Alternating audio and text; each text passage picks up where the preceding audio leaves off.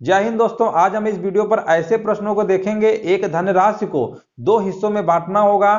पहले वाले हिस्से के लिए समय कम होगा, दूसरे वाले हिस्से के लिए समय अधिक होगा और दोनों के लिए रेट क्या होगा, समान होगा और लास्ट में दोनों को जो मिश्रधन होगा वो भी बराबर होगा। तो पूछता है कि पहला वाला भाग बताइए, दूसरा वाला भाग बताइए। चलिए क्वेश्चन देखते हैं तो और अच्छे से क्लियर होगा। यहाँ पर लिखा हुआ है 3,364 रुपए की राशि को ए और बी के बीच इस प्रकार विभाजित करें कि ए के हिस्से को 5% वार्षिक चक्रवृद्धि ब्याज की दर से निवेश करने पर 5 वर्ष बाद प्राप्त राशि बी के हिस्से को उसी दर पर निवेश करने पर 7 वर्ष बाद प्राप्त राशि के बराबर हो जाएगी।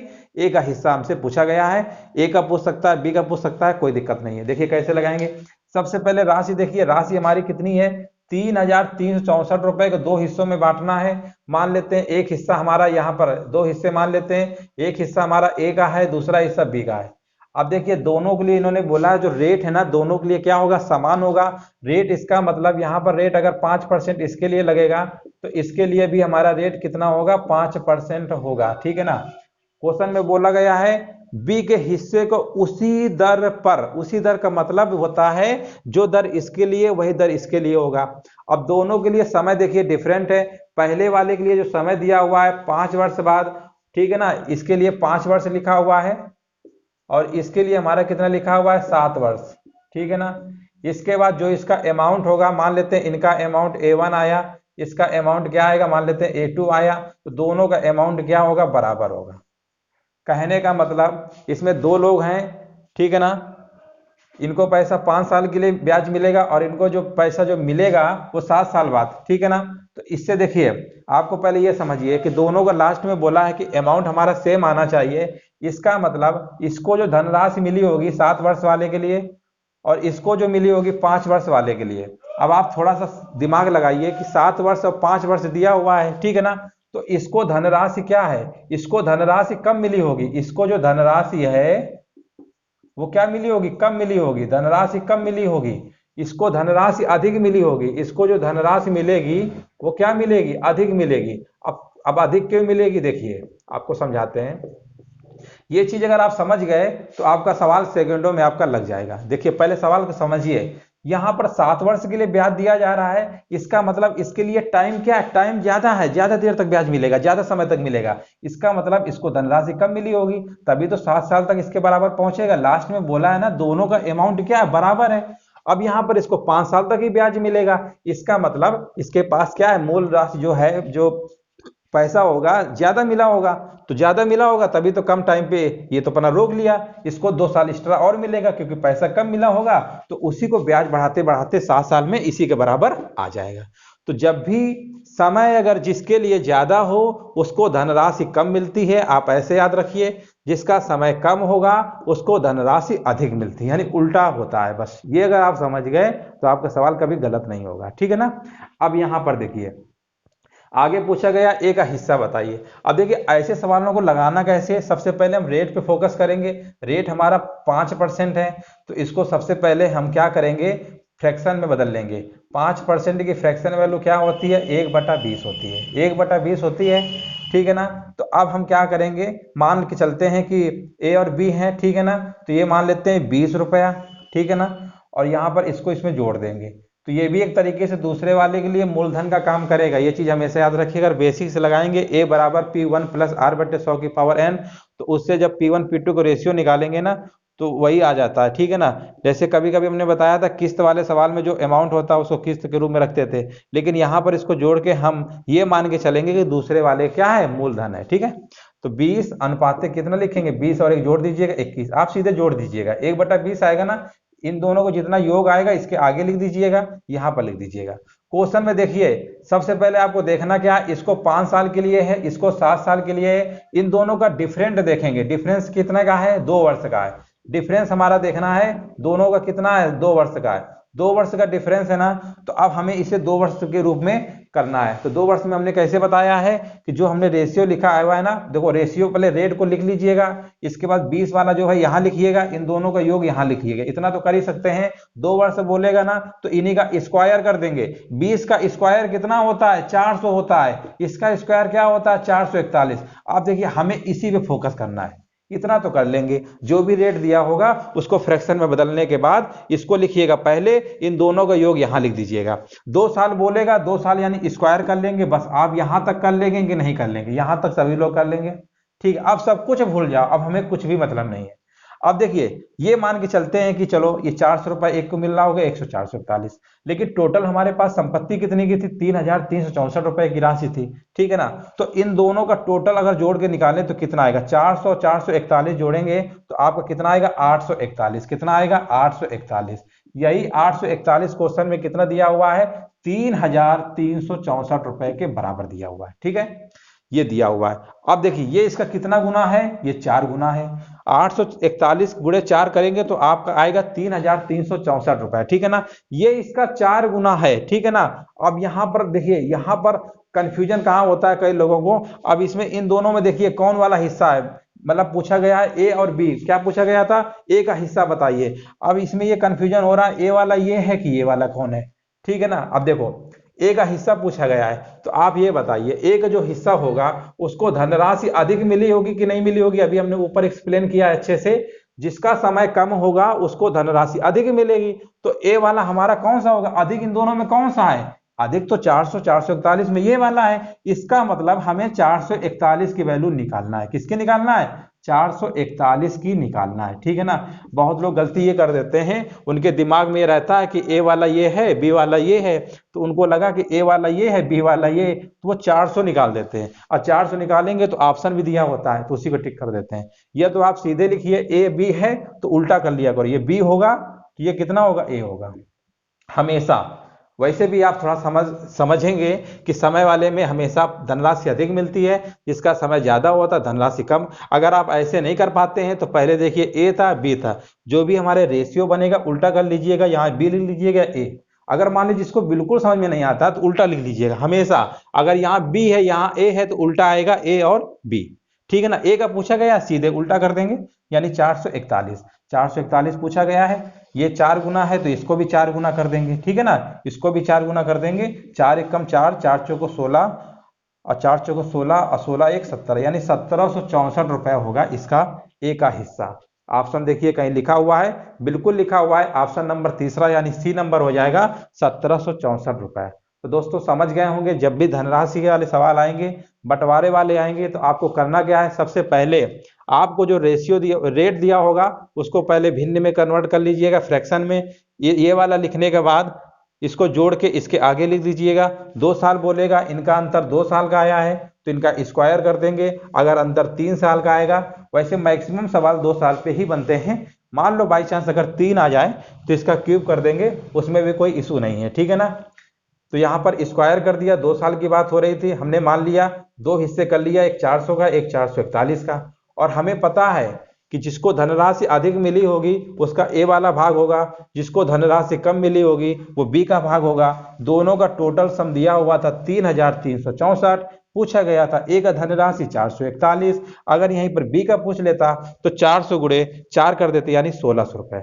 देखिए 1600 कहीं लिखा हुआ है, ऑप्शन नंबर बी लिखा हुआ है। अगर मान लो पूछ लेता बी का हिस्सा बताइए तो 1600 रुपए होगा। ठीक है ना, चलिए उम्मीद है समझ गए होंगे। इसी टाइप के 1-2 सवाल और कराते हैं ताकि और अच्छे से कॉन्सेप्ट क्लियर हो जाए।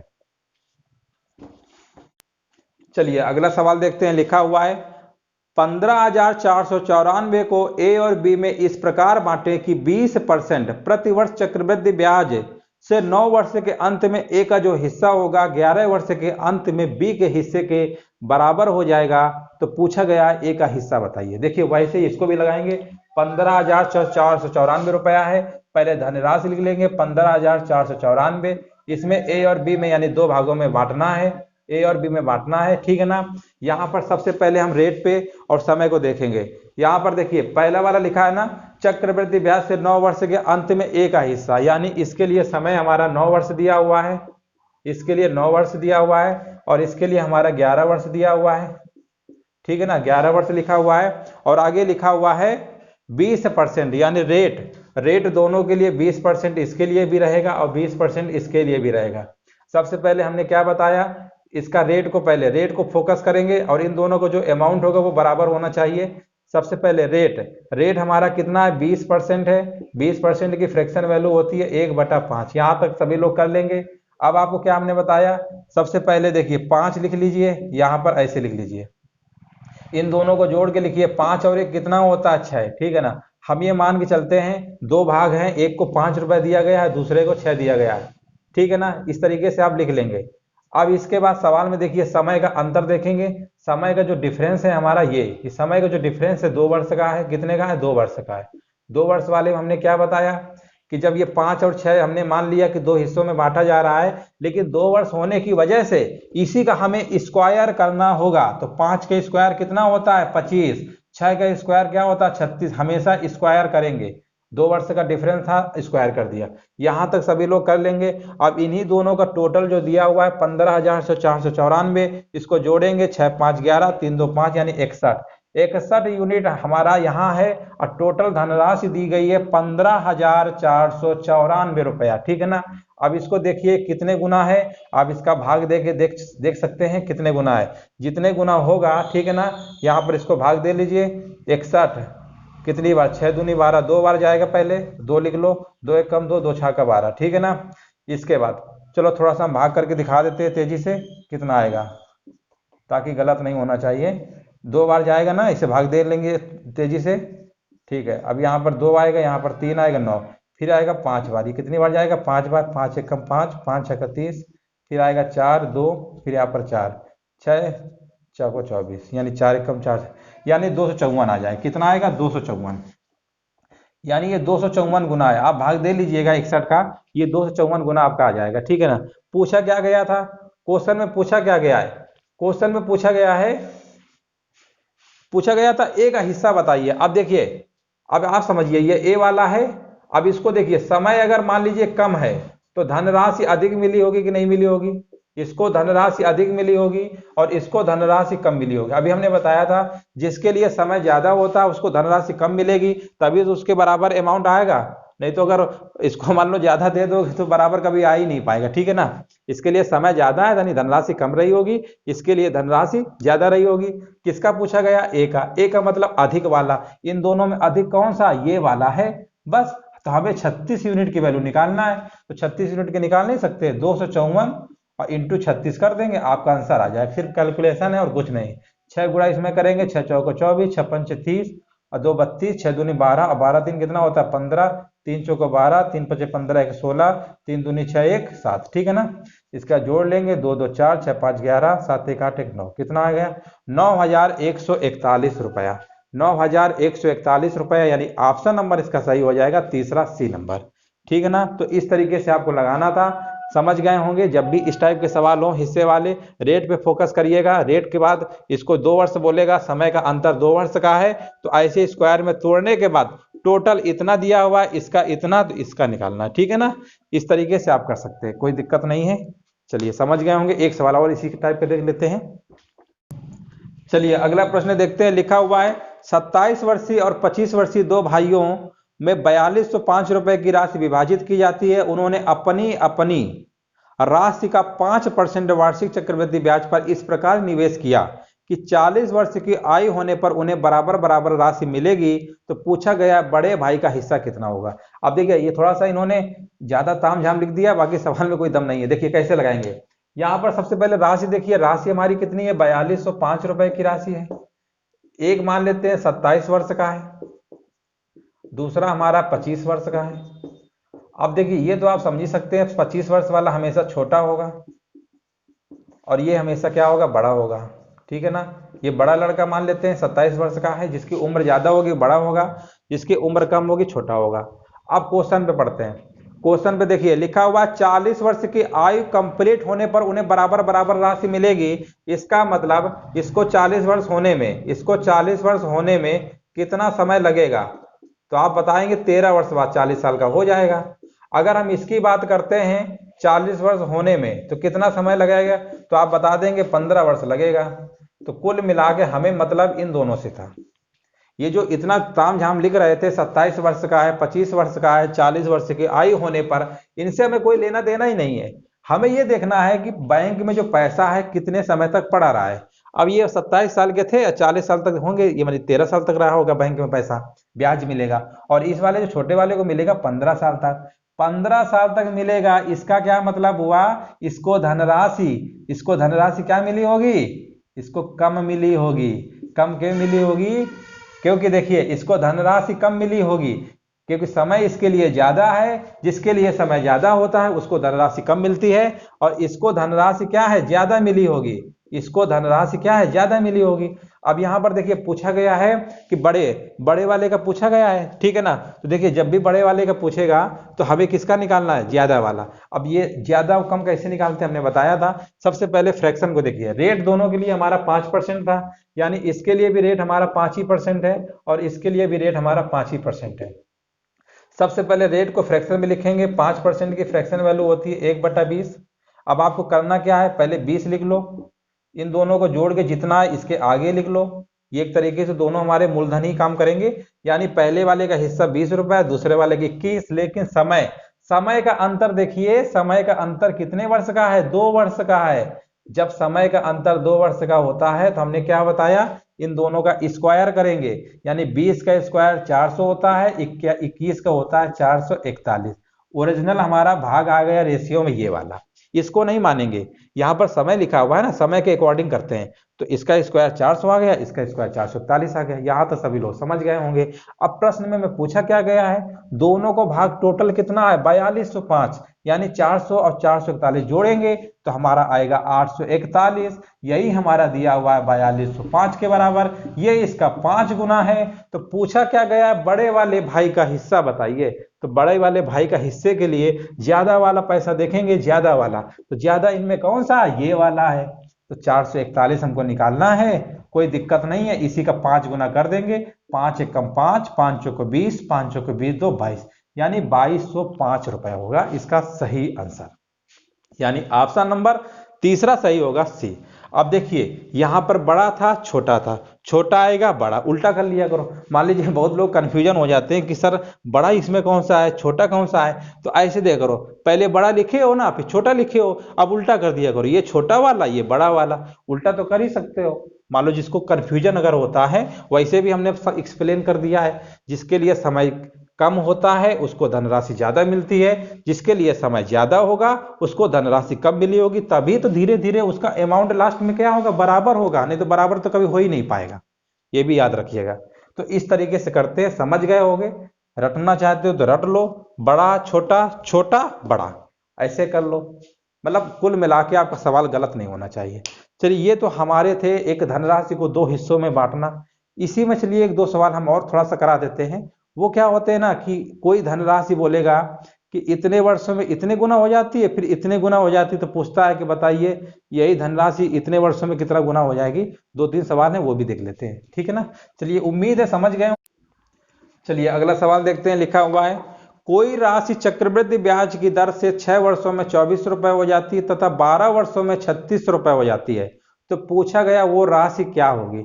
अब देखिए थोड़ा सा अगर आप हल्का सा थोड़ा आपको हिंट दे देते हैं। जैसे हमने मान लिया कि 100 रुपए की राशि है, 10% का रेट लगाना है। कितना लगाना है, 10% का।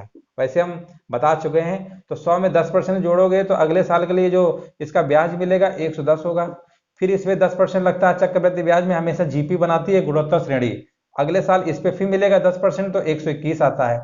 इसके बाद फिर मिलता है तो हमारा कितना आता है, इसके बाद फिर जोड़ेंगे तो हमारा आ जाएगा 133 दशमलव कितना आता है, 1 आता है, ठीक है ना। इस तरीके से आता है। अब देखो थोड़ा सा मजे वाली चीज क्या है इसमें, समझ लोगे तो बढ़िया रहेगा, काम देगा। अच्छा ये बताओ, जैसे क्वेश्चन में मान लो ये दिया हो ये दिया हो, ठीक है ना। कह देगा पहले वर्ष में इतना मिलता है, दूसरे वर्ष में इतना मिलता है ब्याज, ठीक है ना। वैसे भी हमको समझ में आ रहा है। तो अब ये बताइए, पूछ लेगा मूल राशि बताइए। मूल राशि तो हमारी ये वाली है। मान लो ये दे दिया है, ये दे दिया है, ठीक है ना। क्वेश्चन में देगा ना कि एक वर्ष का मान लीजिए इतना अमाउंट है, दूसरे वर्ष का इतना, इतने गुना हो जाता है, तो बताइए धनराशि बताइए। मतलब हमको ये दोनों चीजें पता है और हमें ये पूछ रहा है। तो ये पूछ रहा है तो हमें करेंगे क्या, देखो जब ये पूछ रहा है यानी इसके पीछे हमें जाना रिवर्स। तो यही 2 नंबर हमारे पास दिए थे, एक ये दिया था एक ये दिया था, और हमें पीछे वाले में पहुंचना है। तो देखिए पीछे पहुंचना है, यानी सबसे इसमें नंबर कम वाला कौन है, पीछे पहुंचने के लिए कम वाला देखेंगे। कम वाला 110 है, इसी का हम क्या करते हैं 2 बार गुणा कर देंगे। और बड़ा वाला कौन सा था 121, क्योंकि हमें पीछे पहुंचना है यानी कम में पहुंचना है।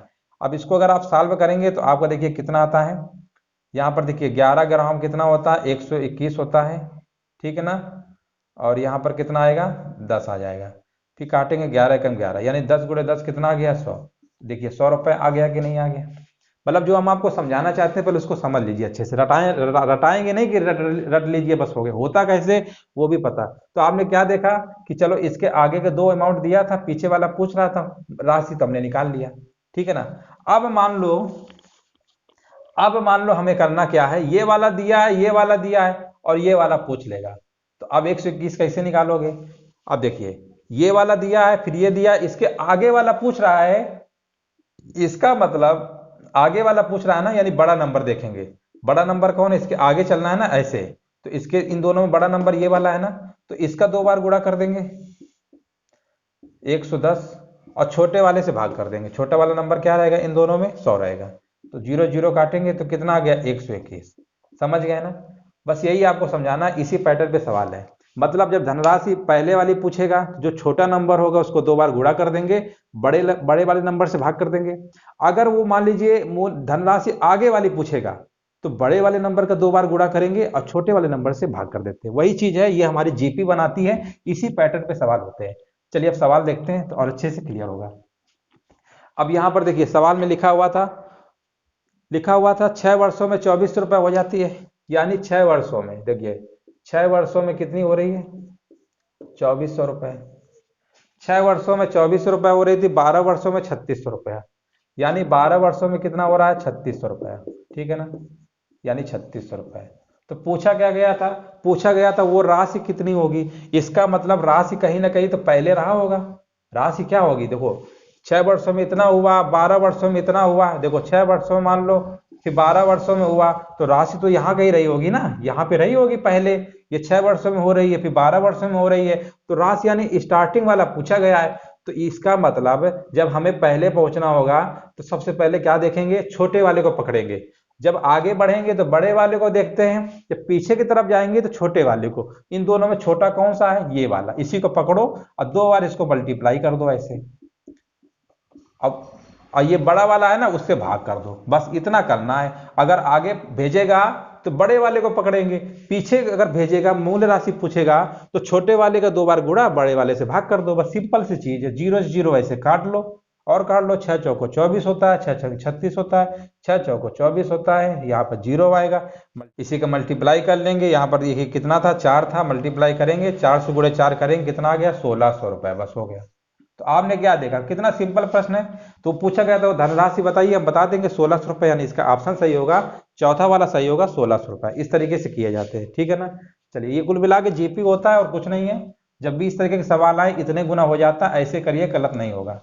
चलिए इसी टाइप के सवाल और, चलिए अगला सवाल देखते हैं। लिखा हुआ है, कोई धनराशि चक्रवृद्धि ब्याज से पहले वर्ष के अंत में 650 रुपए और दूसरे वर्ष के अंत में 676 रुपए हो जाती है, तो वह धनराशि कितनी है। अब देखिए पहले सवाल पढ़िए, 650 पहले वर्ष, दूसरे वर्ष में 676 धनराशि, यानी पहले वाला पूछ रहा है। पहले वाला जब पूछेगा, मतलब पहले वाला जब पूछेगा, छोटे वाले नंबर का 2 बार मल्टीप्लाई करके बड़े वाले नंबर से भाग कर देंगे, बस हो गया। छोटा वाला नंबर कितना है, 650, 650, कुछ ज्यादा कोई खास इसमें है थोड़ा दम, 676 से भाग कर देंगे, 13 पचे 65, 50 आएगा, 13 पचे 65, 13 दूनी 26, 13 चौका 52, 13 पचे 65, 50, 2 से काटो, 2 दूनी 4, यहाँ पर 25 आएगा, फिर 2 से काटो, यहाँ पर भी 25 आएगा, 25 गुणे 25 कितना होता है, 625। यानी प्रश्न में पूछा गया धनराशि बताइए, तो हम बता देंगे इसकी जो धनराशि होगी 625 रुपए, यानी ऑप्शन नंबर तीसरा सही होगा, ठीक है ना। अब कभी कभी क्या होता है, अभी तो कहोगे सर जी आपने शुरू वाला बता दिया, आखिरी वाला पूछे। और कभी कभी क्या करता है, शुरू वाला देगा, आखिरी में देगा, बीच वाला पूछ लेता है। तो बीच वाले में जैसे आप लोग उसमें नहीं पढ़ते थे, क्या कहते हैं, जिसे ए और बी है और मध्यानुपाती निकालते थे तो रूट ए बी कर देते थे, है ना। वही चीज यहाँ पर करना है, और कोई ज्यादा इसमें इशू नहीं है, ठीक है ना। बस रूट लेके दोनों का मल्टीप्लाई कर देंगे, बस आपका लग जाएगा। चलो उस टाइप के एक सवाल करा देते हैं ताकि और अच्छे से क्लियर हो जाए। देखिए लिखा हुआ है, किसी शहर की जनसंख्या 1973 में 9000 थी और 1997 में 16000 थी। उसकी जनसंख्या 1985 में कितनी थी, यदि इन वर्षों में जनसंख्या जो वृद्धि है वो समान दर से रही हो, ठीक है ना। अब देखिए जनसंख्या से रिलेटेड दे रखा है, लेकिन वही रूल इसमें भी लगेगा। पहले देखिए 1973 में दिया है, 1997 में दिया हुआ है और 1985 का पूछ रहा है, यानी 73 और 97 के बीच ही में तो आएगा 1985, यानी बीच वाला पूछेगा तो हमने क्या बताया, किनारे वाला लास्ट वाले का मल्टीप्लाई करिए और अंडर रूट ले लीजिए, आपका आंसर निकल आएगा। चलिए कुछ नहीं करना, डायरेक्ट करते हैं इसको। यहाँ पर देखिए बीच वाला पूछा है, 85 वाला कोई दिक्कत नहीं, 9000 था, ऐसे लिख लेंगे और यहाँ पर 16000 रूट ले लेंगे, बस आंसर आपका निकल आएगा। अब आप ये मत कहिएगा कि सर आपने शुरू वाला बताया, आखिरी वाला बताया, बीच वाला भी बता दिया, इससे ज्यादा नहीं पूछेगा, ठीक है ना। अब देखिए यहाँ पर इसको कैसे रूट लेंगे, 9 लिखा हुआ है, इसको तो 3 गुणे 3 लिख ही सकते हो। यहाँ पर 3 जीरो है, यहाँ पर भी 3 जीरो है, इसका मतलब 3 जीरो, यानी ऐसे लिख लो, ज्यादा दिमाग मत लगाइए। 10 की पावर 3 लिख लीजिए, 4 गुणे 4 लिख लीजिए 16 को, इसको भी लिख लीजिए 10 की पावर 3, ठीक है ना। अभी डायरेक्ट कर देंगे तो बहुत लोग समझ ही नहीं पाएंगे। देखो यहाँ पर 3 है, यहाँ पर 4 है, रूट से बाहर हो जाएगा, जिसका जोड़ा बनता है वो नंबर बाहर हो जाता है, ये भी बाहर हो जाएगा, ये भी 2 बार है, 1 बार आएगा, बस हो गया। इसको सॉल्व कर लेंगे, 4 त्रिका 12 यानी 12000, कितना आ गया 12000। तो पूछा गया था 1985 में जनसंख्या, बता देंगे हम 12000, यानी ऑप्शन नंबर इसका दूसरा सही होगा। तो उम्मीद है दोस्तों सभी लोग समझ रहे होंगे कि जब शुरू का पूछे, बाद का पूछे, बीच का पूछे, आप इसी टाइप से कर सकते हैं। चलिए दोस्तों एक सवाल हम और करवा देते हैं, बाद वाला, क्योंकि शुरू वाला तो करा ही दिया है 2, एक बीच वाला करा दिया है। अब बाद वाला पूछेगा तो बड़े वाले नंबर को 2 बार मल्टीप्लाई करेंगे और छोटे वाले नंबर से भाग करेंगे, उसको भी देख लेते हैं।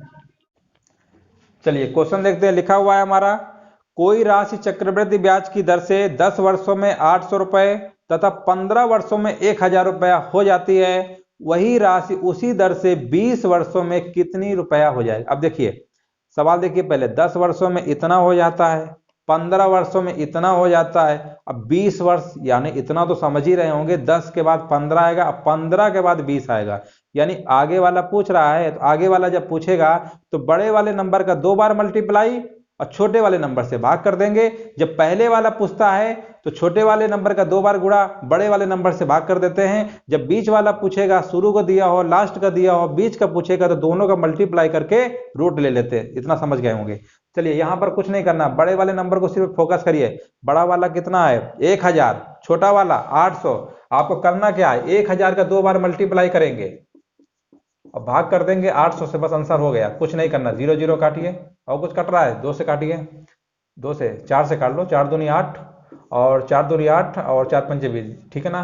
और 2 से काट लो, 2 पंचे 10, अब 25 पंचे कितना होता है 125, एक जीरो बढ़ा लीजिए 1250, बस हो गया 1250। देखिए कहीं लिखा है कि नहीं लिखा है, जो हम गलती लगा दिए हो, लिखा है तीसरा नंबर है 1250, बिल्कुल सही है। तो चलिए दोस्तों आज यहीं तक रखते हैं। जितने भी क्वेश्चन थे आपके गुना वाले भी थे, करा दिया, धनराशि बांटने वाले भी करा दिया है। ठीक है दोस्तों, अगले वीडियो पर फिर मिलेंगे और सभी लोग वीडियो को लाइक शेयर भी कर दीजिए। धन्यवाद दोस्तों वीडियो देखने के लिए।